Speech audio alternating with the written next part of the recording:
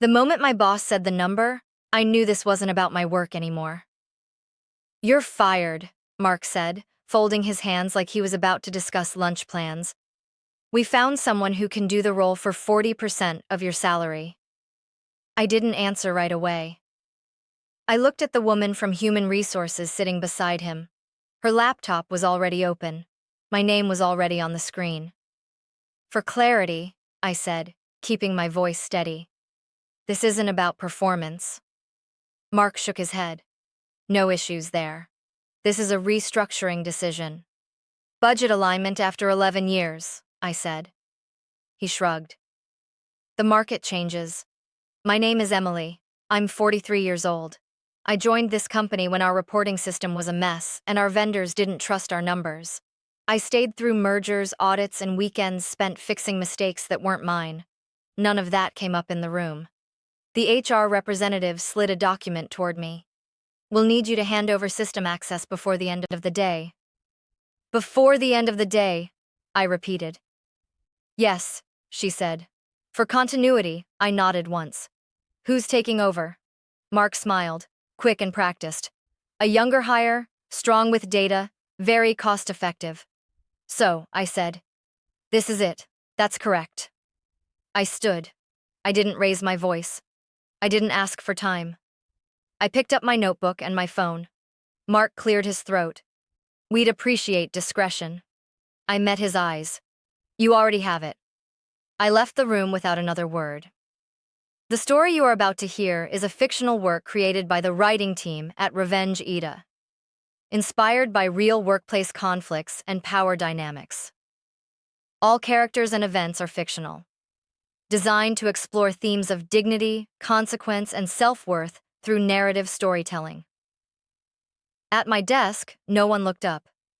I packed slowly. My badge still worked, my inbox still refreshed. Everything functioned exactly as it had that morning, as if nothing had changed. When I shut down my computer, the system kept running. That was the part they hadn't thought through. Why does losing a job feel louder when no one says goodbye? I slid the top drawer open and pulled out the framed photo of my parents at Lake Erie. My phone buzzed. Emily said Jason from it, low and rushed. "I'm supposed to, confirm you're logged out." "From which systems?" I asked, a pause. "Most of them." "Most," I repeated. "Email access is scheduled. Reporting tools are pending how your permissions are nested," he said carefully. "Unwinding them takes time." I set the frame in my bag. "Take your time." He exhaled. "I'm sorry. Don't be." I said, "Just do your job." I stood and felt eyes on me without anyone meeting my gaze. Megan from finance pretended to read her screen. Carl from compliance stared at his coffee like it had offended him. I stopped at the end of the aisle. "Mark asked for access by end of day," I said evenly. "I'm still here until then." No one answered. Jason texted again. "Some dashboards are still live," I typed back. "They're scheduled jobs. Don't touch them." A new message popped up. This one from Mark. "Please leave your badge on the desk." I walked into his doorway and held it up. "You want this now?" He didn't look at me. "Yes." Before I finished handover, he cleared his throat. "We'll manage." I placed the badge down, then manage. Back at my desk. The alert chimed the weekly forecast finished processing. On time, clean, no errors. It would send automatically to the executive distribution list. Jason called again. "Emily, the model just ran." "I know," I said. "Do you want me to stop it?" "No," I said. "Let it do what it's supposed to do." I shut the laptop and stood. My access light was still green, not because I was clinging to anything, but because the work was. What kind of company fires someone and still expects them to show up? My phone started ringing before I reached my car. I let it buzz, then it buzzed again. By the third time, the caller ID stopped pretending. "Emily," the voice said when I answered. "Where are you?" "This is Daniel Pierce," he continued, already irritated. "We're starting the mid-year review in 40 minutes. "I won't be there," I said. A pause. "You're the presenter. I was fired this morning." Silence, not a polite one. The kind that recalculates. By whom? Daniel asked. Mark Reynolds. Another pause.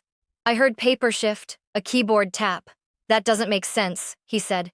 You're listed as lead on operations, forecasting, and vendor risk. I was told I'm replaceable. I said, someone cheaper. His breath sharpened. Cheaper than what? 40% of my salary. That's not a metric, he said flatly. It was enough for Mark. Daniel lowered his voice. Did human resources document cause? They documented urgency. That's not cause. I leaned against the door. What do you need from me, Daniel? I need to know, he said. Why the executive summary shows your authorization code? Because I built the review, I said. It runs on my models. You're telling me, he said slowly. The person presenting doesn't understand the data.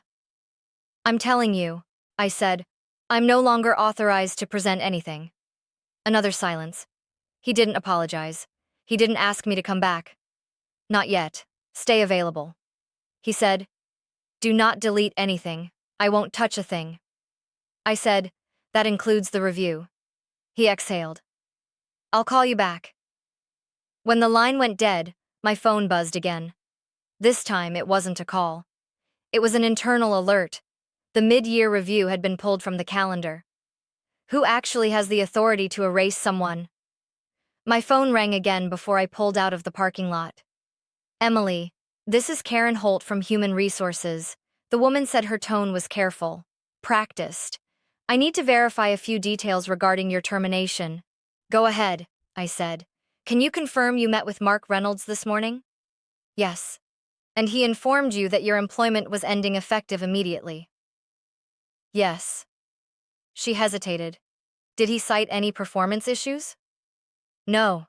Any disciplinary actions, written warnings? None. I heard typing a lot of it. Did he provide severance documentation? Karen asked. No. Exit procedures. He asked for system access by end of day. More typing. Then she stopped. Emily, she said, lowering her voice. Were you aware that your role is designated as critical coverage for executive review? I was, I said. That's why I built the mid-year review. Another pause. And did Mark indicate he had approval from the vice president of operations? He did not. That's a problem, she said quietly. For who? I asked for the company, she said. And for Mark? She cleared her throat. Your termination was submitted as a cost-based restructuring. That's accurate, I said. He told me my replacement costs 40% of my salary. Karen exhaled. Cost is not a standalone justification for immediate termination in a critical role. So, what happens now? I asked. We flag it, she said. We pause processing, we verify authorization. And me, you remain inactive, she said carefully. Not terminated, not reinstated. I nodded. So I exist in limbo. Yes, she said for now. My phone chimed again before she could continue. Karen stopped. That will be the vice president. I assumed. I said one more thing, she added. Please do not share access, documents, or explanations unless directed by us. I won't, I said. I no longer work there. After the call ended, I sat still for a moment. Mark hadn't just fired me, he'd skipped steps he didn't understand. What does regret sound like when it's panicking? Mark didn't waste time pretending this was a courtesy call. Emily, he said the moment I answered. We need you back. Immediately, I said nothing. There's been a misunderstanding, he continued, words tumbling over each other now. HR raised concerns about the process. We can fix this, you fired me. I said. That part was clear. I didn't expect the review to be pulled, he said. Daniel is asking questions, a lot of them. That sounds like his job, I said. Mark inhaled sharply. You built the reporting structure, the forecasts, the risk overlays. No one else understands how the pieces connect. You told me it was simple. I said systematic. That was he stopped. Tried again. That was poorly phrased. You said I was replaceable. I said the role is me. I said. Silence pressed in. When he spoke again, his voice had dropped. We're prepared to discuss compensation, he said. A title adjustment, expanded scope, whatever it takes. Yesterday morning, I said, you didn't want a discussion, I was under pressure. He said, corporate wants lean numbers, and I was the number you cut. I said, Emily, listen to me. He said, we have nothing to present. The new hire can't even open the model without breaking it. Daniel wants answers by end of day. That's unfortunate, I said. Unfortunate? His voice cracked. This is a disaster. You made a mistake, I said. No, he shot back. I made a decision. I let that sit between us. Come back, he said quietly. Just for the review. I won't, I said. We'll put everything in writing. You already did, I said in a conference room with HR present. He lowered his voice. If you don't help, this lands on me. I ended the call. I had spent years being the solution to other people's emergencies. This one wasn't mine anymore. How do you recognize collapse when it starts quietly? The email came from Daniel first. Emily, he wrote, we have a discrepancy. I waited until my phone rang. Talk to me, I said. The supplier variance doesn't match the internal forecast. He said, the numbers conflict. They always will if the assumptions are changed. I said they weren't supposed to be changed. He said, Mark approved a revision this morning without recalibration. I said yes. He said apparently another call cut in. I answered, this is Priya Shah.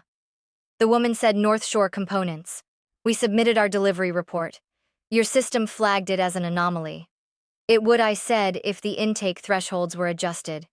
They were, she said, by someone new. I exhaled. Then your report is fine. So why are they asking us to resubmit? She asked. Because they don't know which layer they broke, I said. A third call came through. Mark, Emily, we need you, he said, skipping everything else. The numbers don't line up. Suppliers are calling Daniel directly. I told you I'm not authorized. I said, you know how to fix it. He said, I know how to prevent it. I said, fixing it requires access. Then tell us what to do, he said. I lowered my voice. Stop changing inputs you don't understand. That doesn't help. He said, we already did. I won't intervene without authority. I said, that protects everyone. You're letting this happen. He said, no. I said, I'm not stopping it. Daniel came back on the line. Emily, are you refusing to assist? I'm refusing to operate unofficially, I said. You can reinstate me, or you can own the results. Silence stretched. I could hear someone whispering on his end. Well, call you back, Daniel said. They didn't. That afternoon, the revised forecast went out anyway. It contradicted the supplier report by enough to trigger a compliance review. No alarms blared, no systems crashed, but the record was set, and it was wrong. What does respect feel like when it's real, Emily Carter? The woman said, standing as I entered the conference room. I'm Laura McKenna. Thank you for coming. She didn't rush me, she didn't check her phone, she waited until we were both seated. I've read your background, Laura said. 11 years in operations, forecasting supplier risk. Yes, I said. I'm not interested in how fast you work, she continued. I want to know how you think.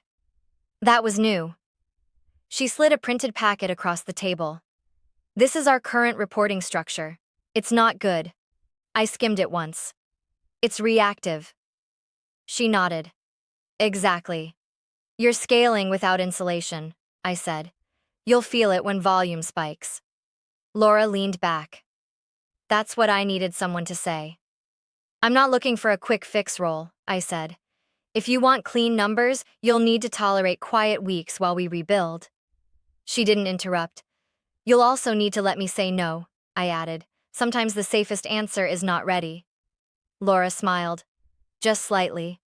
What do you need to succeed, authority? I said, clear ownership and time. How much time? She asked. 3 months before you judge results, I said 6 before you rely on them. She made a note. That's reasonable. No one's ever said that to me, I said before I could stop myself. She looked up. That concerns me. It used to. I said. Laura closed the folder. We're opening a second facility next year. I don't want chaos disguised as growth. Then don't automate confusion, I said. She laughed. You're direct. I've learned to be, I said. She stood and offered her hand. I'll have an offer ready by the end of the week. I shook it. I'll review it carefully. When I walked out, my phone stayed silent for the first time in days. That felt right. Who takes responsibility when no one can explain the numbers? Daniel called once that morning. Not to ask for help. You don't need to join, he said. But I want you to know what's happening. I'm listening. I said the review is postponed. He said Mark will present what he can alone. I pictured Mark standing at the front of that room, the one he used to control with confident summaries and borrowed certainty. He asked for your notes, Daniel added. I don't have any to give. I said I told him that. Daniel said he wasn't pleased. The meeting started without me.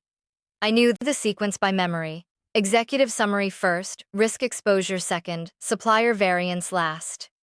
Daniel called again 40 minutes later. He can't explain the delta. He said the board is asking where the assumptions changed. Did he say I asked? He said the system recalibrated automatically. And I said, and they asked who designed the recalibration. Daniel said. He said, you did, I said. Under controlled conditions. There was noise on his end. A chair scraping, someone coughing. The contradiction is on the screen, Daniel said. Supplier numbers don't match internal projections. That's because they altered the intake thresholds. I said, I warned him. Daniel lowered his voice. He denied that. I documented it. I said, inversion history. Another pause, longer this time. They're removing his approval authority, Daniel said finally. Effective immediately, I closed my eyes. Not from relief, from certainty. He'll stay on, Daniel continued. But all decisions route through operations oversight now. That's your call, I said. It wasn't, Daniel said. It was theirs. When the call ended, my phone stayed quiet. The review didn't happen. The consequences did. What do you owe a place that already replaced you? My first week at the new company began with introductions that felt deliberate instead of rushed. Laura walked me through the priorities herself. We start by stabilizing, she said. No heroics. Good, I said. Heroics hide problems, she nodded. I want clean inputs before we talk growth. At noon, my phone buzzed. An email preview slid across the screen. The sender was familiar. Subject consulting support, immediate need. I didn't open it right away. Laura noticed the pause. Everything okay? Yes, I said. Just an old door knocking. Do you need to answer it? She asked. I don't, I said later, in my office. I read the message. Emily, we are experiencing operational disruption following recent leadership changes. Your expertise would be invaluable. Please advise your availability and consulting rate as soon as possible. No greeting, no acknowledgement, no apology. My phone rang before I could close it. Mark's number. I let it go to voicemail. Then another call, then a text. This doesn't have to be complicated. We're willing to compensate appropriately. I typed a response, deleted it, typed another, deleted that too. Laura knocked lightly. We're reviewing supplier onboarding in 10 minutes. I'll be there, I said. She hesitated. You sure you're good? I closed my laptop. I am. The meeting was focused. Decisions were documented. No one asked me to clean up after them. When it ended, I returned to my desk and opened the email one last time. I read it carefully, the way I used to read contracts. Then I deleted it. I blocked the number, not because I was angry, not because I wanted them to fail, because I had already moved to a place where urgency did not replace accountability, and I wasn't going back. What if getting fired wasn't the ending, just the release? The last message from my old company stayed unread for 3 days. Not because I was debating it, but because it no longer belonged to my time. When I finally deleted it, the motion felt small and exact. I blocked the number right after. No announcement, no final word. Laura stopped by my office that afternoon. Operations wants your sign-off on the new intake rules, she said.